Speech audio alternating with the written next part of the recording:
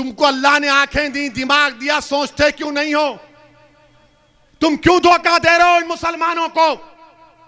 क्या तुम ये क्यों नहीं कह देते कि रात बड़ी लंबी अंधेरी रहने वाली है? हाँ, जो मंदिर को नहीं जाता उसका क्या होगा? जो मंदिर को नहीं जाता, नहीं जाते क्योंकि संविधान में इजाजत है। संविधान तो यह भी कहता है कि अगर तुम किसी अल्लाह को भी नहीं मानते तो तुम भारत के नागरिक हो। मगर यही पैदा कर दिया जा रहा है। झगड़ा पूरा यह है कि सबसे बड़ा हिंदू कौन है। यह भी एक मजाक है कि अभी टीवी पर किसी ने मुझे बताया कि योगी आदित्यनाथ राहुल गांधी के बारे में कह रहे हैं कि राहुल गांधी के बारे में यह कहा कि वो किसी मंदिर में गए तो उनको बैठना बराबर नहीं आया। मैं योगी आदित्यनाथ से कह रहा हूं, नरेंद्र मोदी जी से कह रहा हूं, अमित शाह से कह रहा हूं, राहुल गांधी से कह रहा हूं, अखिलेश यादव से कह रहा हूं, आप पांचों एक जगह बैठकर आप अपने दरमियान में तय कर लो कि इन सबसे बड़ा हिंदू कौन है। आप पांचों एक जगह बैठ जाओ और बैठकर कहो कि हम में से सबसे बड़ा हिंदू कौन है। राहुल गांधी हिंदू और हिंदुत्ववादी की बात करते हैं, बीजेपी हिंदुत्व की बात करती है। अच्छा बाबा ये तो बताओ, जो मंदिर को नहीं जाता उसका क्या होगा? जो मंदिर को नहीं जाता, नहीं जाते क्योंकि संविधान में इजाजत है। संविधान तो यह भी कहता है कि अगर तुम किसी अल्लाह को भी नहीं मानते तो तुम भारत के नागरिक हो। मगर यही पैदा कर दिया जा रहा है। झगड़ा पूरा यह है कि सबसे बड़ा हिंदू कौन है। कोई विकास की बात नहीं। ये टीवी वाले खामखा बाइपोलर बाइपोलर, कोई बाइपोलर नहीं है। बाइपोलर और ये सेकुलर लिबरल लोग, तुमको अल्लाह ने आंखें दी, दिमाग दिया, सोचते क्यों नहीं हो? तुम क्यों धोखा दे रहे हो इन मुसलमानों को? क्या तुम ये क्यों नहीं कह देते कि रात बड़ी लंबी अंधेरी रहने वाली है? हाँ, इस मुल्क में हमारे हिंदू भाई हैं जो आज भी भारत के संविधान को मानते हैं, मगर इस अंधेरी रात में उनका मौक़िफ़ एक जुगनू की तरह है। जो जुगनू अंधेरी रात में चमकता है ना, उस तरह से है। मैं ये नहीं कह रहा हूं, बल्कि एक सर्वे हुआ, उस सर्वे में कहा गया, CSGS का सर्वे, कि 44% मुस्लिम नौजवानों ने कहा कि उनके गैर मुस्लिम दोस्त उनसे भेदभाव करते हैं। बताओ वो नौजवान जो कौम और मुल्क का मुस्तकबिल है, क्या लेकर आगे बढ़ रहा है। 2019 के चुनाव में क्या अखिलेश और BSP एक नहीं हुए? दोनों एक होकर लड़े। 75% मुसलमानों ने वोट दिया। बताओ फिर कहां बीजेपी क्यों इतना जीत गई? इसका कोई जवाब नहीं है। मगर ये अपने आप को सेक्युलर और लिबरल कहने वाले लोग जो हर टीवी चैनल पर बैठ जाते हैं, इनको एक लिफाफा मिलता है, उस पर शुरू हो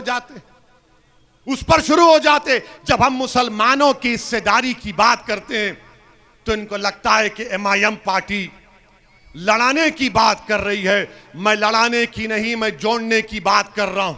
मुझे मेरा हिस्सा मिलेगा, जैसा कि ब्राह्मणों को मिला, ठाकुरों को मिला, यादवों को मिला, कुर्मियों को मिला, बाघेलों को मिला, राजभरों को मिला, निषाद को मिल रहा है। बताओ फिर मुसलमान को क्यों नहीं मिलेगा? और मुसलमानों का प्रॉब्लम यह है कि इलेक्शन लड़ने के लिए जो लोग आते हैं वो बड़े दौलतमंद होते हैं। वो जब जीत भी जाते हैं तो उनको मुसलमानों से मतलब नहीं रहता, उनको अखिलेश की नाराजगी से मतलब रहता है, उनको बहन जी की नाराजगी से मतलब रहता है, उनको राहुल गांधी के आगे चापलूसी करने से मतलब रहता है। बीजेपी के पास तो खैर वो कभी मुसलमान को टिकट भी नहीं देंगे, क्योंकि बीजेपी के 300 MP में एक भी मुसलमान MP नहीं। आपके लॉकडाउन ने, आपके GST ने, आपके डिमोनेटाइजेशन ने उस कारोबार को बर्बाद कर दिया, लाखों लोगों को बेरोजगार कर दिया। साबुन से लेके बनियन तक GST आ चुकी है। फिर भी अमित शाह बोलते व्यापार। अच्छा, विकास कौन सा विकास हुआ अमित शाह? बताओ योगी आदित्यनाथ, बताइए नरेंद्र मोदी। 2017 में बीजेपी ने कहा था कि 70 लाख नौकरियां उत्तर प्रदेश के नौजवानों को दी जाएंगी, कहा था ना 70 लाख। अब आप में से कोई हाथ उठाकर बताओ कितनों को नौकरी मिली?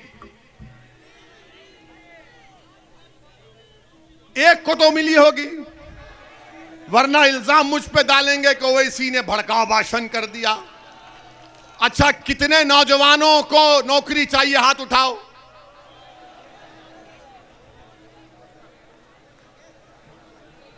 कितनों को चाहिए नौकरी? 70 लाख नौकरियों का वादा किए। आपको मालूम 7 फरवरी 2020 को असेंबली में, विधानसभा में बीजेपी कहती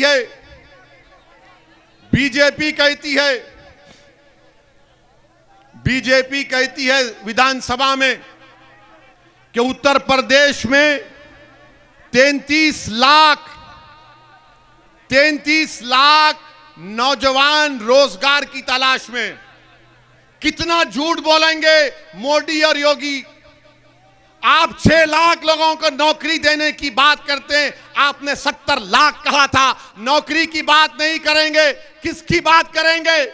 निजाम की बात करेंगे, पलायन की बात करेंगे। अरे गरीब बच्चों को नौकरी क्या दी तुमने, बताओ? उसका कोई जिक्र नहीं होता। अमित शाह ने विकास की बात की। मेरे अजीज दोस्तों और बुजुर्गों, उत्तर प्रदेश में मुरादाबाद डिवीजन में एक भी गवर्नमेंट यूनिवर्सिटी नहीं है। 6 जिलों में एक यूनिवर्सिटी नहीं है, और यहां के 6 जिलों के बच्चों को बरेली जाना पड़ता, दिल्ली जाना पड़ता। अमित शाह कौन से विकास की आप बात कर रहे हैं?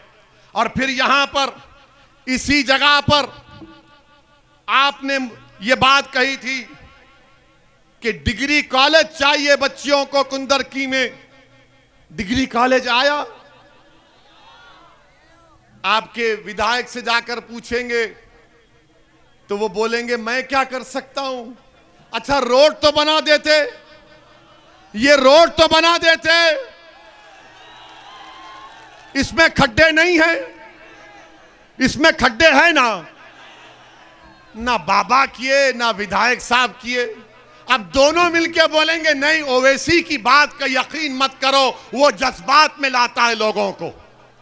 मेरे अजीज दोस्तों और बुजुर्गों, फिर आप ये भी देखते हैं कि हम पर इल्जाम लगाने वालों, जरा ये तो बताओ कि डीजल और पेट्रोल इतना महंगा क्यों हुआ? डीजल महंगा होने से ट्रांसपोर्ट का कारोबार ठप होकर रह गया, मगर बीजेपी को उसकी फिक्र नहीं है। प्रधानमंत्री बोले देखो मैं तो फिट हूं, एक्सरसाइज कर रहा हूं। प्रधानमंत्री माशाल्लाह बहुत फिट है, हम जानते हैं, मगर नौजवान भारत का अनफिट हो चुका है।